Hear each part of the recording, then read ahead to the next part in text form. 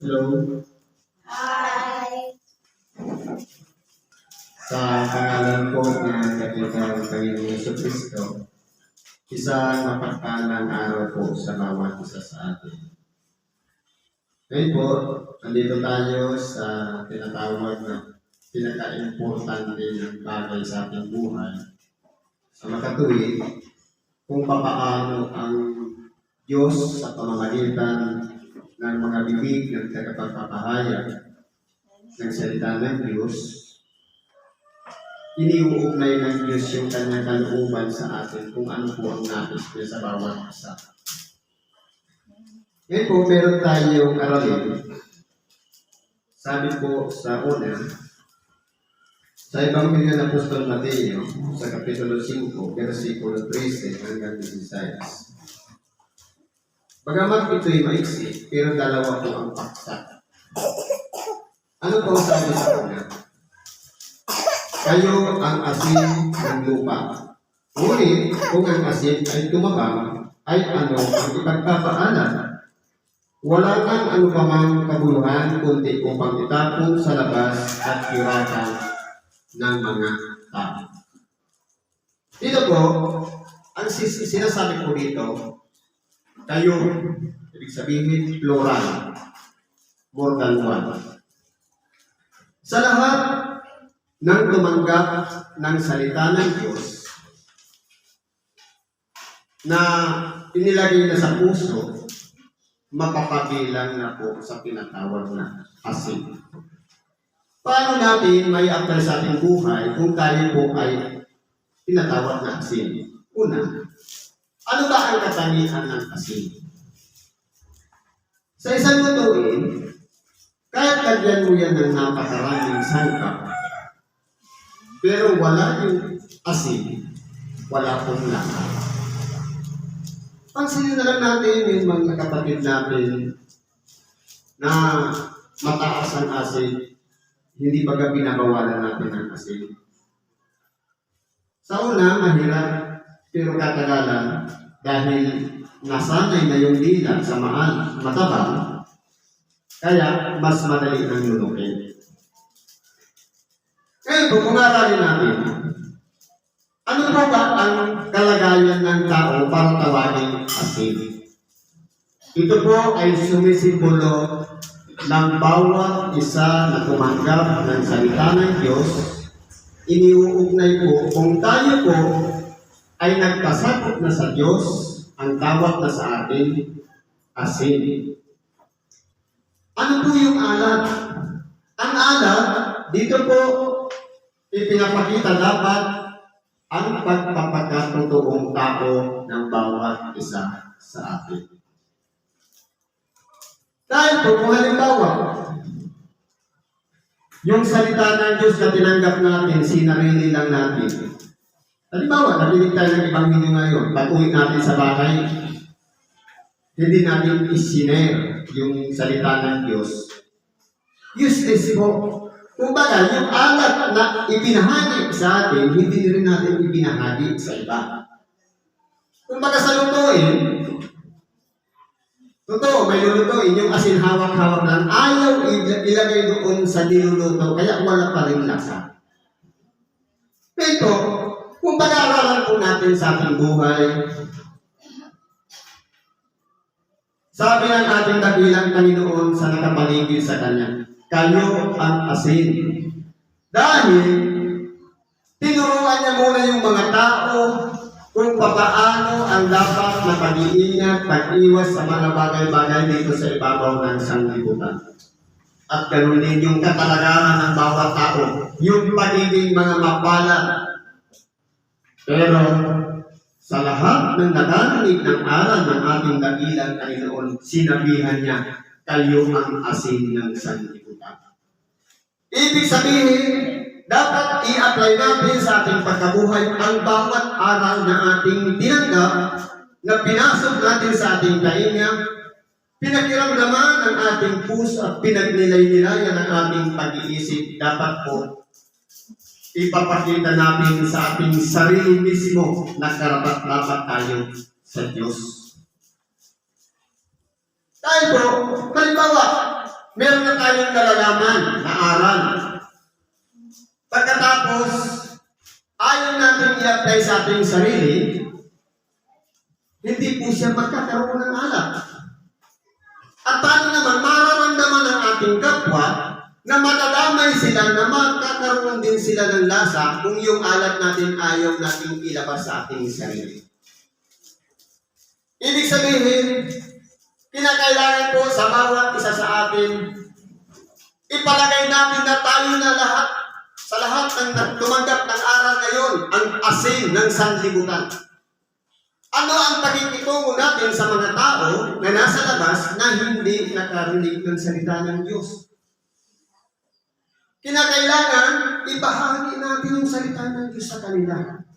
Yun po yung bisa ng asin. Dahil kung wala ng alat, hindi na po pwedeng bumalik. Kaya hanggang napapakinabangan pa tayo, habang may kalakasan pa tayo, habang nabubuhay pa tayo dito sa ibabaw ng sanlibutan, huwag nating patabangin yung asin. Kinakailangan magkaroon tayo ng silbi dito sa ibabaw ng sanlibutan para ikalat natin yung alat sa makatuwid. Kung tayo lang ang naging mabuting tao, kung tayo lang ang naging matuwid, kung tayo lang ang magtatago ng walang hanggang buhay, ibig sabihin, dapat mong ibahagi din natin sa ating kapwa sapagkat kung mahalaga sila sa atin, ang asin ibabahagi natin sa kanila. Yung salita ng Diyos ang pinaka-importante po yan.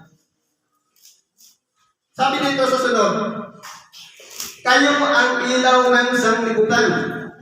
Ang isang bayan na natatayo sa ibabaw ng isang bundok ay hindi maitatago. Totoo po. Ano naman po yung ilaw? Ang ilaw, walang iba, yung bunga sa pamamagitan ng ating mga gawa. Walang iba, kung tayo po ay nahubog ng tinatawag na salita ng Diyos, nabubuhay tayo sa salita ng Diyos, kinakailangan po ang ating pamumuhay nakikita ng ating kapwa yung mabubuting gawa. Hindi pwedeng sabihin na may bunga lang. Ano ba yung bunga? Ano ba yung pinakita natin sa ating kapwa? Ano ba yung ginawa natin sa ating kapwa? Mabuti o masamang bunga? Ngayon po, yung ating kapwa, yun ang tinatawag na tagatingin sa ating pagkatao ng ating mga ginagawa. Hindi pwede natin sabihin, at gumagawa ko ng mabuting bunga. Hindi. Kundi, tanungin natin yung kapwa, ano ba yung ginawa natin? Mabuti na ba yung bungang ginawa ko? Naramdaman ba ng ating kapwa yung kabutihan yan? Nag-connect ba sa ating kapwa? Yun po yung pinaka-importante. Sapagkat, kung halimbawa, tayo po'y magsasabi, mabuti lang ako, mabuti yung ginagawa ko, pero lingid pala sa kalaman ng iba, masama na pala yung ginawa, ibig sabihin, hindi na kaya alam natin ang ating sarili. Ang ating kapwa ang pinakasalamin ng ating buhay upang sa ganon, hindi tayo malihis ng landas. Ngayon po, paano natin i-apply dito sa ibabaw ng sanlibutan? Totoo, ang isang bayan hindi pa itatago dahil nandun na sa taas. Kung tayo naman ay nagpapakita ng mabubuting gawa, hindi rin talaga yan maitatago. Hayag ko talaga yan. Bakit po? Anong sabi nito? Hindi rin nga pinaniningasa ng isang ilawan at inilalagay sa ilalim ng isang takalan, kundi sa talagang lalagyan ng ilaw at lumiliwanag sa lahat ng nasa bahay. Ibig sabihin, yung mabubuting gawa na nandiyan sa ating puso na pwede nang gawin na makita ng ating kapwa kahit ang bawal lang naman kasi doon. Kapag nakagawa tayo ng mabuti, huwag po nang ipagkwento. Kundi hayaan natin makita ng ating kapwa yung mabubuting gawa. Kaya inilalagay sa tamang lalagyan. Hindi para takpan. Sapagkat yun po yung bunga ng salita ng Diyos na ating tinanggap. Yun po yung bunga ng pagkakilala natin kay Kristo. At yun po yung bunga ng pagtanggap natin bilang pagsunod sa kalooban ng Diyos sa makatuwid yung pagpapasakop natin sa Kanya. Kaya po, tayo po mga tao, kinakailangan po iugnay natin yung liwanag na yan sa ating kapwa. Ang tanong, totoo gumawa tayo ng mga gawa, ng mga mabubuti. Naliliwanagan ba sila? Ang tanong, nakikita ba nila yung liwanag niya sa ating pagkatao? Nakikita ba nila na kapag sinabi ang pangalan ganito ay sasabihin, oo, mabuting tao yan, mabait yan. Ibig sabihin, yun ang pinaka-importante, nagpukunik sa bawat tao na nakapaligid sa atin. Lumiliwanag na kayo ng inyong ilaw sa harap ng mga tao upang makakita nila ang inyong mabubuting gawa at kanilang luwalhati ng inyong Ama na nasa langit. Kaya kung titinan po natin dito sa Ebanghelyo ito, para lamang ang tao magpuri sa Diyos, dapat po tayo yung maging instrumento, tayo yung maging dahilan, tayo yung maging paraan upang sa ganun sila'y magpuri sa Diyos. Sasabihin ng nakakita sa akin, praise the Lord. Halimbawa, dapat tayong hindi pa nakakilala sa Diyos. Tayo yung may masamang ugali na hindi katanggap-tanggap sa lipunan. Sa kabila ng ating pagsisi at pagbabago at pagbalik loob sa Diyos, nakasakop na tayo sa Diyos at sumusunod na tayo sa Kanyang kalooban. Pero, yung mga taong nakapaligid sa atin, hindi pa nila tanggap. Hindi, ganun pa rin yan. Ba't nanakaw pa rin yan? Hindi, ganito yan. Babaero pa rin yan. Ngayon, kapag nakita yung totoong pagbabago sa ating mga sarili, wala nang ibang bukang bibig yung taong nakakita sa atin na tunay ng nagsisisi na tayo at nagbago na ng ating sarili. Sila ay magsasabi, praise the Lord, nagbago na siya. Hindi ba ka? Pumupunit sa tao dahil po nakikita nila, na-witness nila yung pagkatao ng bawat isa sa atin. Yun po yung pinaka-importante, connection. Tayo asin, may connection tayo sa Diyos sa pamamagitan ng pagbabahagi natin ng salita ng Diyos. At tayo naman yung ilaw, pinakailangan nakikita sa ating mga gawa. Kasi po, ang tao po kasi ang pamantayan ng tao, to see is to believe. Hanggang hindi nakikita na nagbago na at inayos na ang buhay, yun pa rin yung bumabalik sa isipan, kasi doon ka matagal na nakilala. Doon tayo matagal na nakilala at nakita yung ating mga gawa. Kaya kinakailangan, may proof natin sa ating kapwa na nagbago na tayo. Yun po yung pinaka-importante sa ating buhay. Yung connection, baka masasabihin natin, may connection tayo sa Diyos. Pero kinakailangan din, meron din tayong connection sa ating kapwa. Mayroon tayong tungkulin at obligasyon sa ating kapwa. Walang iba. Ibahagi natin yung pagiging asin, yung alat na yan. Dapat po hindi mawala sa ating kundi patuloy tayo na gumagawa ng pagbabahagi ng salita ng Diyos at pagpapakita ng mabubuting gawa. Yan po ay bunga ng pagtanggap natin sapagkat sa lahat ng tumanggap sa ating dakilang Panginoon at nagpasakop sa Diyos, tumanggap ng kanyang aral, meron pong regalo ang Diyos. Bagamat dati, magkasalanan tayo dahil nabubuhay tayo dahil sa pita ng laman, pero nung tanggapin natin ang salita ng Diyos at napasakop tayo sa Diyos, meron po siyang nakalang Espiritu Santo sa bawat isa sa atin.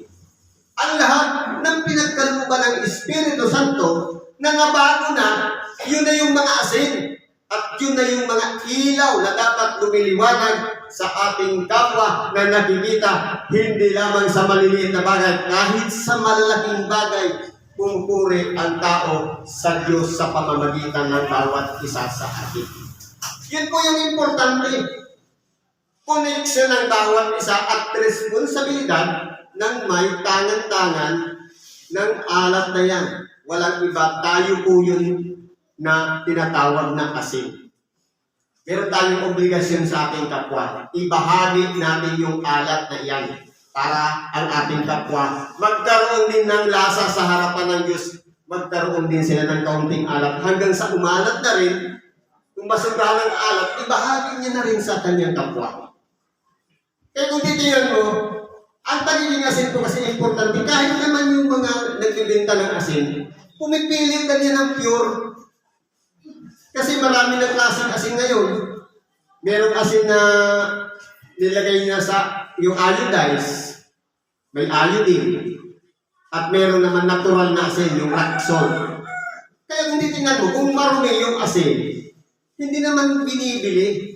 Kaya kinakailangan yung purity ng pagiging asin, yung katapatan natin sa ating paglilingkod, yun po yung pinaka-importante at yung koneksyon natin sa ating kapwa sa pamamagitan ng ating mga mabubuting gawa.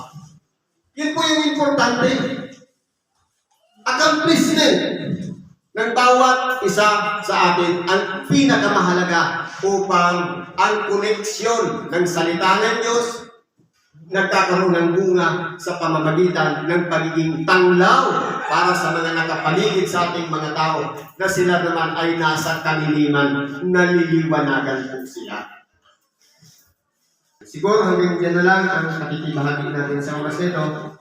Salamat po at alaman ng ating kahilingan, karaingan, ipagkalog natin na igulog lahat yan sa Diyos at bibigyan niyo tayo ng tagaanan at sa lahat ng problema at karanasan. Salamat at sa magandang umaga sa lahat.